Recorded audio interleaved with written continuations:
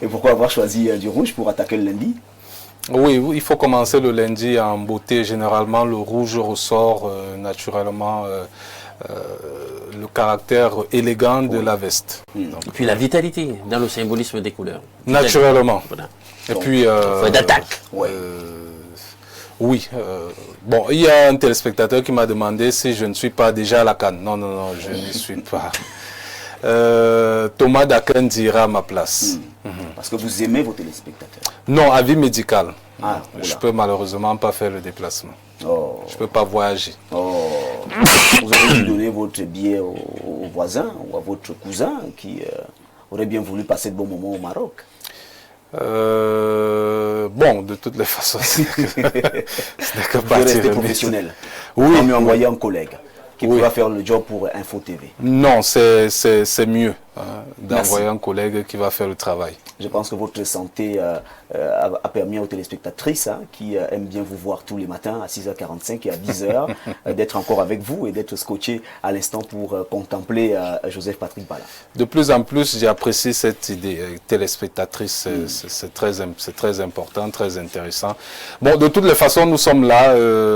C'est également l'occasion d'être en famille. Vous savez que la fin d'année approche. Nous sommes qu'à 2 jours justement de la nouvelle année 2026. Donc c'est aussi important d'être avec la famille et ça permet de resserrer les liens. Si, du moins, si on restait bien sûr dans le sillage africain, j'allais te dire que les membres de ta famille n'ont pas voulu que tu ailles et t'ont filé une petite maladie. Non, tu restes avec eux. En fait, je voulais faire la tétutesse. La vérité, c'est que je voulais faire la tétutesse. Le médecin n'avait pas donné son avis pour le voyage. Bon, j'ai juste voulu insister. Bon, il a dit qu'il se désengageait. Donc, le PDG a bien voulu me demander de respecter la vie médicale. Il était mieux de respecter la vie médicale. Merci, Joseph Patrick Bala. Ça n'a pas été facile, mais bon. Facile du tout. Oui, mais c'est important. La santé avant tout. Les voyages, c'est tout le temps. Merci. Et donc, lorsque vous êtes confortablement installé à 10h sur Info TV, c'est parce que vous êtes là pour nous amener en kiosque. Que disent les journaux ce matin? Eh bien, on va ouvrir, non pas par le journal Maison, qui ne paraît pas aujourd'hui. On va commencer par le journal Cameroun Tribune, que gère Marie-Claire Nana, qui est en kiosque. Une fois n'est pas coutume. Le journal parle de cette rencontre de la CAN, la Coupe d'Afrique des Nations, et ce match nul Cameroun-Côte d'Ivoire, avec la belle copie rendue par les Lions indomptables hier face aux éléphants de la Côte d'Ivoire. Cameroun Tribune de Marie-Claire Nana, dans sa parution de ce 29 décembre, parle d'un duel qui a tenu toutes ses promesses dans le groupe F. La jeune et vaillante équipe du Cameroun a su donner la réplique aux champions en titre ivoiriens. Le journal Cameroun Tribune fait d'ailleurs savoir que ces Lions ont du répondant avec 4 points de sortie. Les poulains de David Pagou, qui ont un pied au deuxième tour, devront attendre la 3e journée mercredi prochain face aux Mambas du Mozambique, qui ont surpris le Gabon 3-2. Avec l'info à chaud de Didier Magellan Kamse, on parle également de cette rencontre avec un état d'esprit retrouvé, un état d'esprit de retour. Et d'ailleurs, la grande une est assez illustrative. Rimle Isbak, pour faire référence à l'esprit lion du Cameroun qui ne lâche rien. Les détails sont à retrouver à la page 12 de ce journal. Pour Aman Manal, au quotidien Le Jour, le Cameroun a tenu tête au tenant du titre.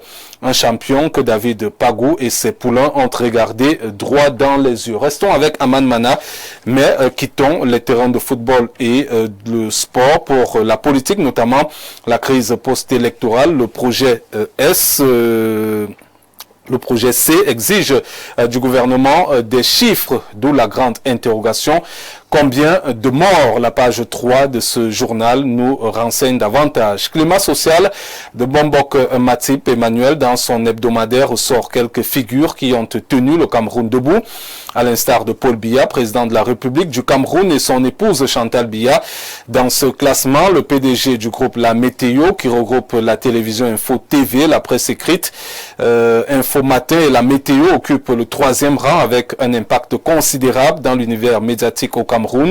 Il faut dire que Dieudonné Mveng Bala a brillé dans ce domaine avec maestria. D'autres acteurs également cités, à l'instar du professeur Foucault Calistus Gentry, ministre par intérim des Mines, Jean-Ernest Massenangale Bibé, ministre des Transports, ou encore Blaise Moussa, directeur général de la Camwater, pour ne citer que ces derniers. La riposte de Maxime Yamben s'intéresse à l'élection à la commune d'Obala et pense que maître Pascal Didier Aka est l'homme de la situation de par son parcours académique, professionnel, politique et communautaire.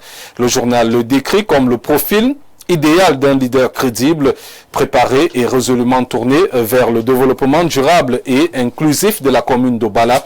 Il s'agit tout simplement, selon Maxime Yamben, du meilleur profil en ce moment pour prendre la tête de la mairie.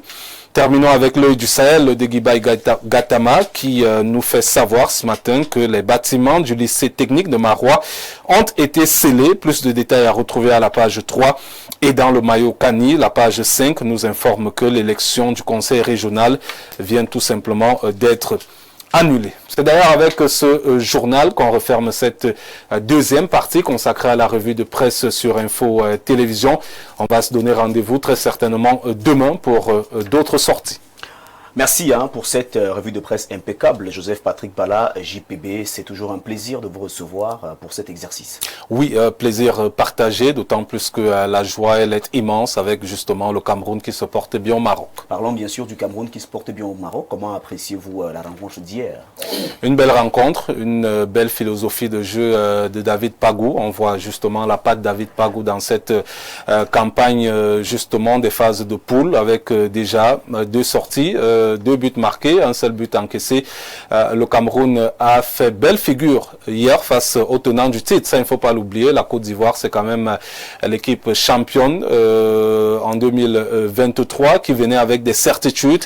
Et un Cameroun qui est en reconstruction avec une équipe à forte dose de jeunes qui sont en train un petit peu de se chercher. On peut voir déjà d'ores et déjà les complémentarités. Ça fait belle lurette que je n'ai pas vu une équipe du Cameroun avec une belle cohésion au milieu de terrain. Arthur Avom, Carlos Baleba qui s'est cassé les lignes. Et puis vous avez le jeune Namasso qui, avec Brian Bomo, sont les véritables leaders techniques de cette équipe. Et la surprise, le jeune junior Koto, en défense centrale, qui joue à la place de ceux qu'on pensait être des titulaires, notamment Boyomo ou encore Jerzinho Niamsi. Il faut également féliciter l'état d'esprit. C'est-à-dire que ceux qui sont sur le banc de touche ne rechignent pas.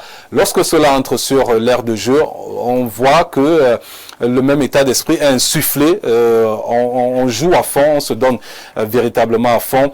On voit également qu'il y a une osmose autour de cette équipe. Donc on ne peut que souhaiter beaucoup de courage à ces Lions indomptables. La dernière rencontre, c'est face au Mozambique, mercredi prochain. On espère terminer premier du groupe pour ne pas affronter les gros cadors tôt, notamment l'Égypte. C'est vrai que l'Afrique du Sud, qui pourrait terminer deuxième de la poule, peut nous donner du fil à retordre. Mais mieux vaut aller crescendo, affronter l'Afrique du Sud et peut-être un gros calibre à partir des quarts de finale. Mais cette équipe du Cameroun peut aller au-delà des quarts de finale, demi-finale, troisième, peut-être même remporter ce trophée. Bon, il faut dire que nous avons déjà commencé à affronter des gros calibres. La Côte d'Ivoire, nous avons affronté la Côte d'Ivoire et c'était tout simplement magnifique de voir le système de jeu des Lions indomptables.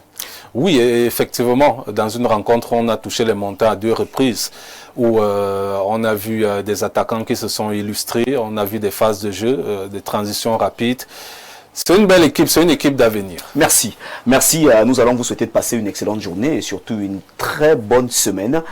Que cette semaine soit beaucoup plus vitale, telle que la couleur de votre cravate ce matin. Oui, surtout qu'il y a beaucoup d'argent, c'est ça le plus important. Mesdames, messieurs, à tout de suite pour la suite.